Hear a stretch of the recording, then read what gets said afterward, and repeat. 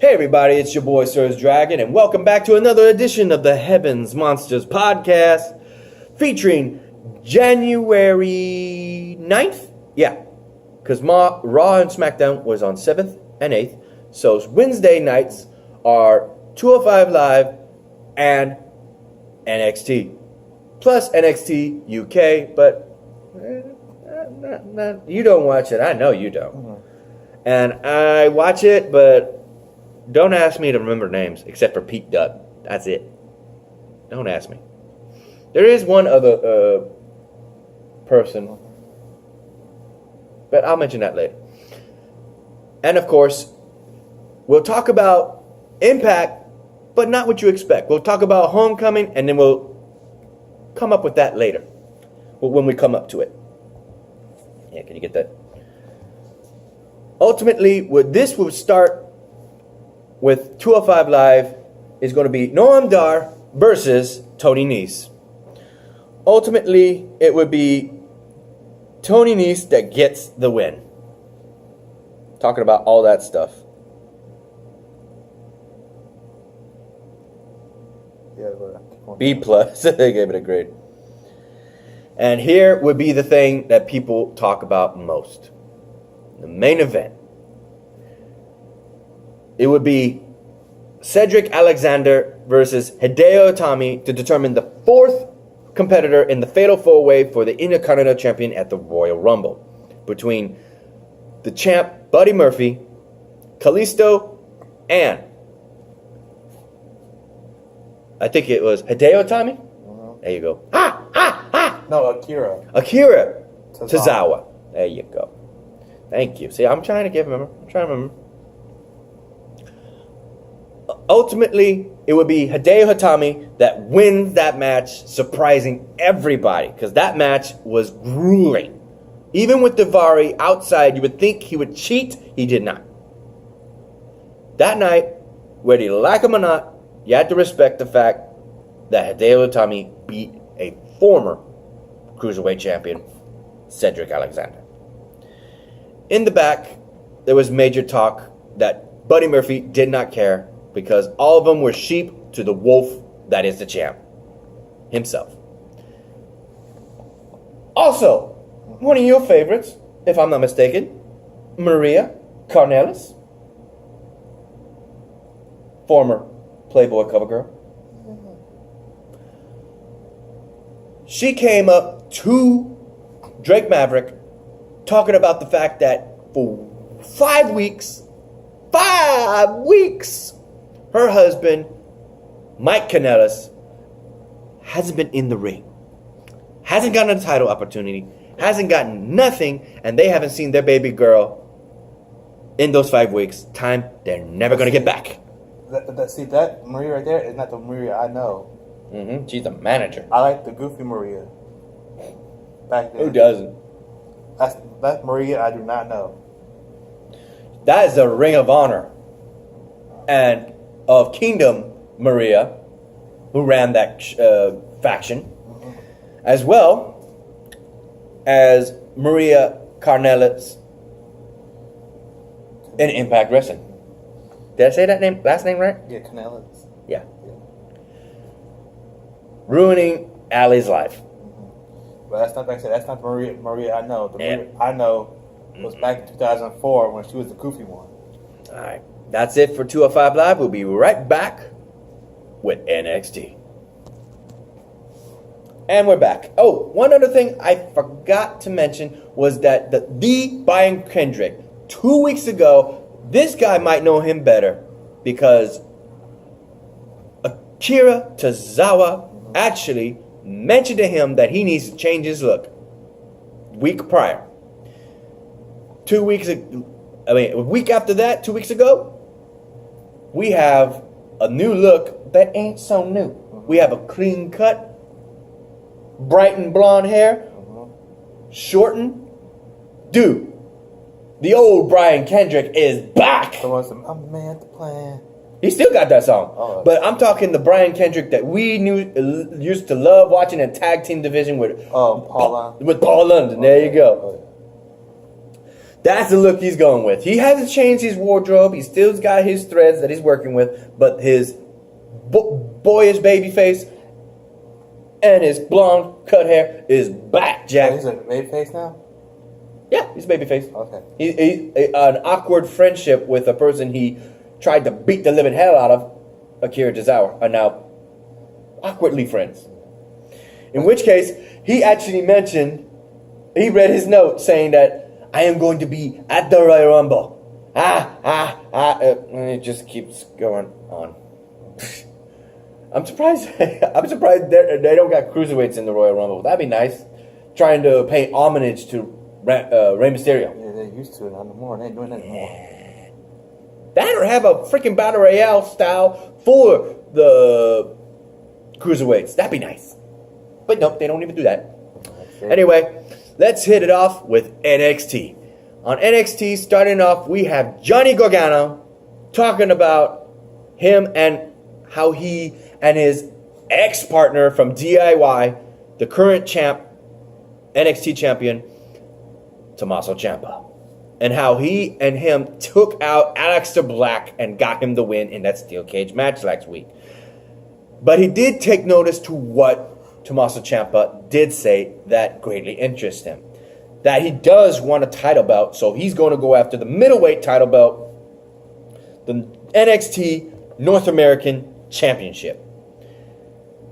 And while he was talking about it, here comes the champ himself, one and only Ricochet, comes in and saying, if you want a title shot, all you have to do is ask, because he does respect him. Here comes Tommaso Ciampa trying to stir the pot, making a show about him, and Johnny Gargano is saying that this show is not about you. Screen goes black, and all you see is black. Aleister Black saying at NXT TakeOver Phoenix, he is going to make Tommaso Ciampa fade to black. Thus, the screen fades to black. The whole damn inside the stadium goes black. There's Aleister Black, and he beats the living hell. It's a fight on the stage, and there's a fight in the ring. Well, not so much a fight as a knockout. Johnny Gargano kicks the living hell out of Ricochet, knocking him out and laying him flat in the ring.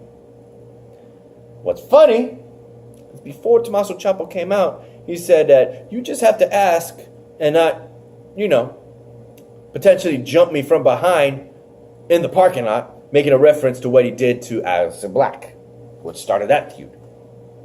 Right? Ready? Oh, yeah. Since Nikki Cross is coming to either SmackDown or Raw, we don't know yet, but feud is unsettled between Bianca Belair and Nikki Cross, and they settled it this Wednesday. And it was one good match. Let me tell you, these two. If one thing is clear, Bianca Belair had a difficult time pinning her and getting that win, ending the dispute, and still being undefeated, as she says. But she had a hard-ass time putting Nikki Cross away. You could see the look on her face multiple times, just looking at her like, stay the hell down! And you know that boy, what's his name? Mamma mia! Screaming his head off, saying all that good stuff, saying that she can't. Bianca Belair is just having a upsetting day because she cannot put Nikki Cross away. So Nikki Cross, wherever you end up, I hope it's on SmackDown with your fellow Sanity Brothers. What's that say? Marcel, Bartel, Fabian. Anchor? Yeah, yes, you can. Just a couple of guys who are forming a tag team in the NXT UK branch. They came for the night and won against, sadly, a bunch of nobodies. I think that's the main event. EC3 versus Adam Cole. Adam Cole, baby. Who won that match? Let's see. If I remember correctly, it was Adam Cole. Ah, damn it. Adam Cole won that match between EC3. If I remember correctly, he got the drop. Yeah, he got the drop on him. He had the assistance from his buddies, too. From Undisputed Era. Also, a lot of talk going on and on. They haven't announced who the Slammy Award winners are. That's weird. Not the Slammies. They haven't done that either on Monday Night Raw. They haven't done it yet. But the best of NXT in 2018, they haven't announced the winners yet. If they did, I missed out on it. So, now that that's settled, I will mention one thing on NXT UK division. And that is this Saturday, tomorrow, we will have a first ever NXT UK TakeOver Blackpool. If you're interested in seeing a pay-per-view quality show on WWE Network featuring the UK of NXT, go check it out. I'll see it for myself when I get the chance. And probably not mention it since, still not there on the UK. Good matches, though. Good matches. So let's go ahead and talk about Homecoming for Impact Wrestling last Sunday.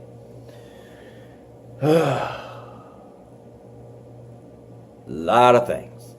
First up, starting off the show, was the X Division match between 4 competitors. And ultimately, in that craziness, and I tell you, bro, I'm telling you, it's been a long time since we had an X Division match. Long time. I miss it. This is why I love the X Division.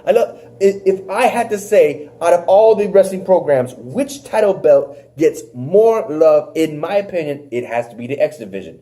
Because the X Division title belt, with just that one match, you got all these matches. And I know the United States title match can have any slab on a USA or American or Texas or whatever you want to put on it. Or Intercontinental. For the United States title, and have their own name on it. United States bull rope match, that match. And they had Street fight. No, but it's the X Division match that have their own Pacific match that is out of this world. It came from one crazy idea, and you gotta love it. And what you were about to say? You mean the Texas Bull? They ain't called the United States. I don't know. Sometimes they put that. They label anything when it comes to the United States. But ultimately, our new, after Brian Cage, the Machine, cashes in for option C to get a match with Johnny Impact, the title was vacant, and out of those 4 men, Rick Swann is your new X Division champion. Woohoo! Can you handle it? Can you handle it? Can you handle it? That's WWE music. He's not having that music over there. That's what sucks. So they don't want him back. Yeah, so give us a second. That's actually I can mention some things. First of all, in that match between Moose versus Eddie Edwards in a street fight, it was just crazy.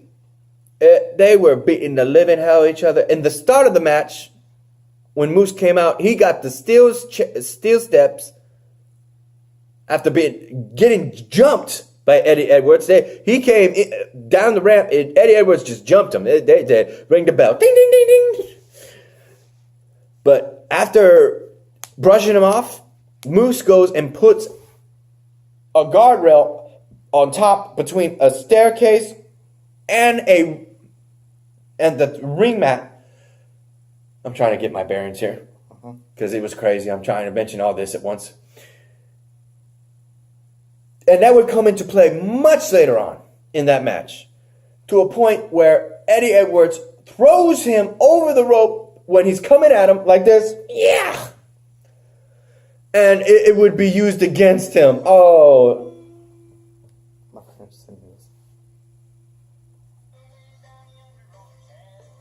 it. Oh, turn down. Hold on. Sorry. It would be Eddie Edwards that would win the match thanks to his wife. His wife came out and said, that's enough. She grabs that cane and says, I want a piece. And everybody starts losing it the second she starts swinging. They're like, oh my God. And his wife has got it into this. Oh. And we got the win for Eddie. It's finally ended. Well, at least we hope so.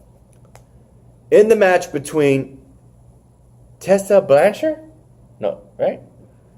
Against Taya Valkyrie, it would be finally settled, but in the...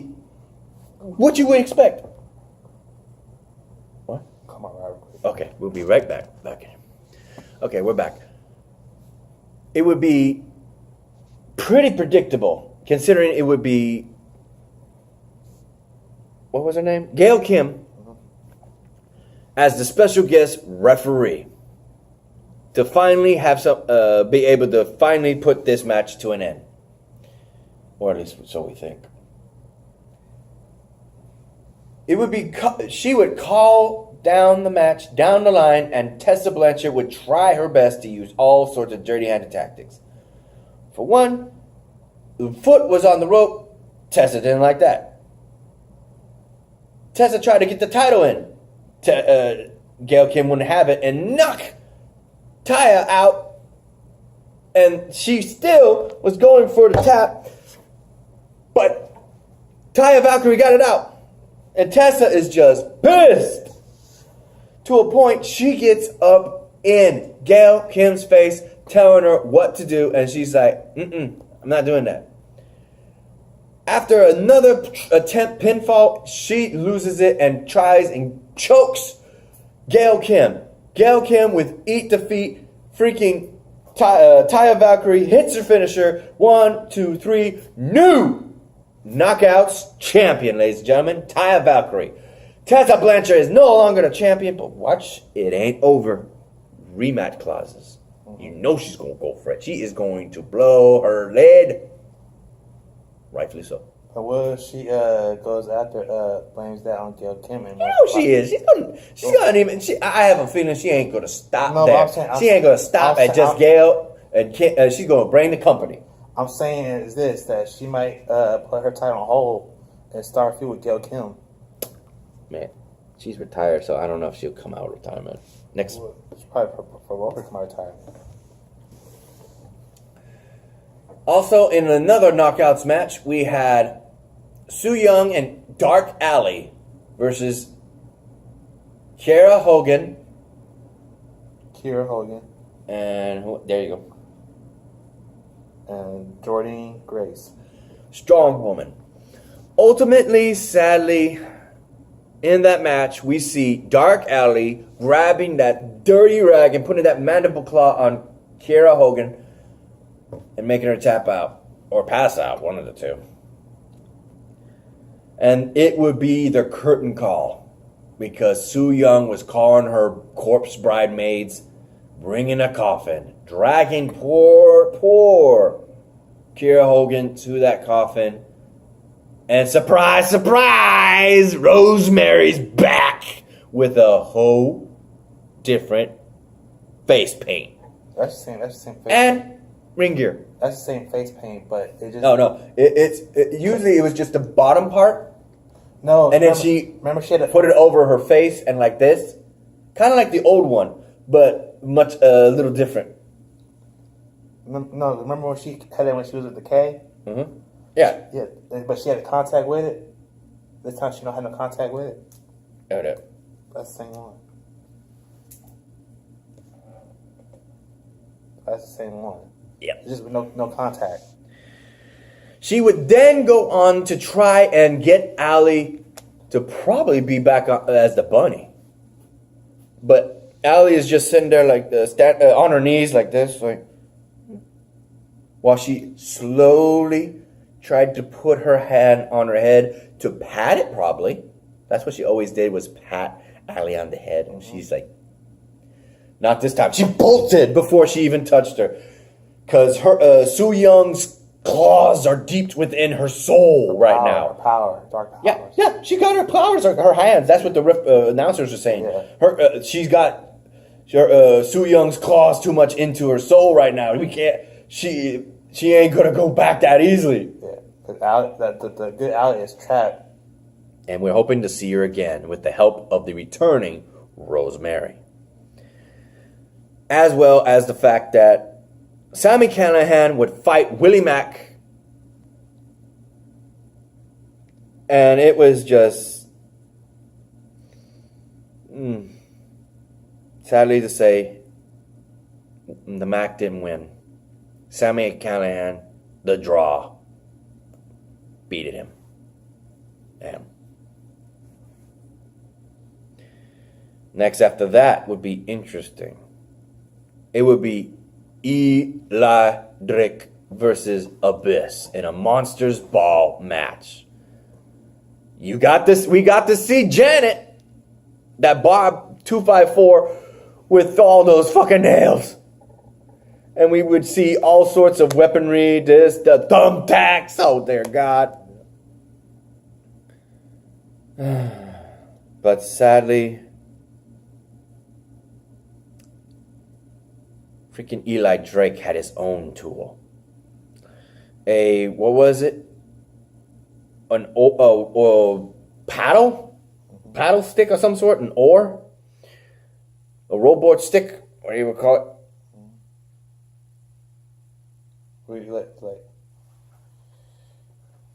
I think, yeah, you could say that. Yeah, paddle. Over his, that's what it's called. An oar paddle. Over his head and breaks it. Getting him the 1, 2, 3 in a Monsters Ball match. The dying breed, as he calls himself, still is on a winning streak. Next, we would have a match that is controversy in its own right. Familia versus Familia. The Lucha Brothers versus LAX. And it was a match. They fought tooth and nail, stunts. It's not that controversy. It happened many years. It would be mostly. It would be because the fact that they said it was going to be peaceful, and it's turning out to be nothing but peaceful. Yeah, it's trying to be all like a family fight. Mm-hmm. Not controversy. No, that's what the commentators were saying. Controversy. Yeah, but they were paid to say it, but it ain't really controversy. It would be match after match, this and that. Freaking Phoenix coming out of nowhere. Freaking what's his name? Santana coming out of nowhere. These guys were just fighting the hell out of each other until finally it would be one hell of a double suplex. Like they made the ring bounce on poor Phoenix to get the win. And after that, no bitching, no moaning. It was nothing but respect and love, to a point that Conan comes out and says, I'm glad I was wrong. It says LAX and Lucha Brothers, Amira Camela, the Familia, and all that. And Almete. And it was good. Everybody loved it. It would be then the final match of the night. Brian Cage, the Machine, comes out in some Terminator gear. Check it out. Look at that. Look at that. And versus the champion, the NXT Impact champion, Johnny Impact. And, dude, it was over 40 minutes. That match was over 40 minutes. They were just fighting like hell. I'm not kidding. They were hitting each other with these signature moves left and right. They were doing moves that they never even done in a while or ever. And they still couldn't put it up. There was power bombs. There was the X Factor. And Johnny Impact got out of it. He freaking pulled up the arm and everybody was losing their damn minds. And the same thing, vice versa. Freaking Johnny Impact did from the top rope Spanish fly flip, and Impact, he got out of it. It was until at one point, where everybody is saying that this was so messed up. Let me go back. I need to refresh my memory because I know it was messed up. I know he got screwed.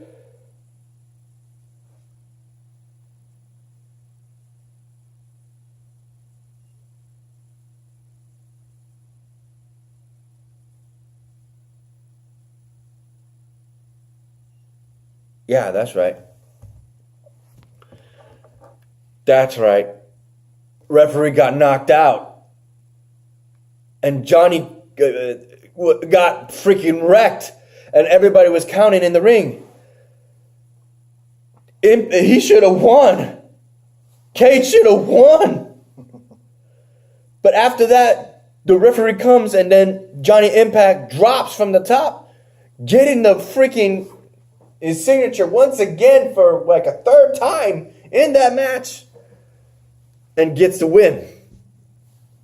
And Cage is livid because he got up, took the title, looked like he was going to beat the living hell out of Johnny, but he picks him up, gives him the title, and just walks off in a huff and a puff. This ain't over. This ain't over. Even Johnny Impact was saying that he rightfully deserved the title shot, but he hadn't been given one. Johnny Cage saying that everybody was scared, intimidated, didn't want to give him that title shot. Option C.